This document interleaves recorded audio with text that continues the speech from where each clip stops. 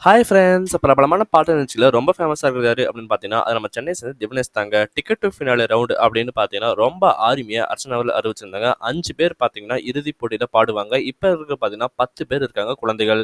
இதில பார்த்தீங்கன்னா, திவினேஷ் அவர்கள் இறுதிப் போட்டிக்கு போவாரா அப்படின்னு ரொம்பவே ஆவலோட எல்லாரும் எதிர்பார்த்து காத்துட்டு இருந்தாங்க. இந்த வாரம் பார்த்தீங்கன்னா, திவினேஷ் அவர்கள் என்ன பாடல் பாடியிருக்காரு அப்படின்னு பார்க்கும்பொழுது, "காலங்களிலே அவள் வசந்தம்" அப்படின்ற பாடல தாத்தாவோட ட்ரெய்னிங்ல வேற லெவல்ல பாடியிருக்காருங்க.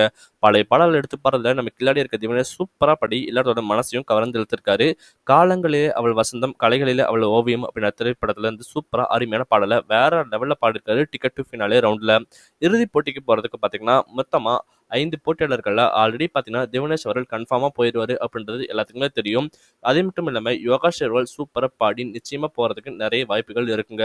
ஸ்ரீமதிய பொறுத்தவரைக்கும் சொல்லவே வேணாம். சூப்பர் சிங்கர்ல ஆல்ரெடி இறுதிப் போட்டிக்கு போனவங்க தான். இந்த முறை பார்த்தீங்கன்னா, நிச்சயமா அவங்களும் இறுதிப் போட்டி போறதுக்கு நெறைய வாய்ப்புகள் இருக்கு.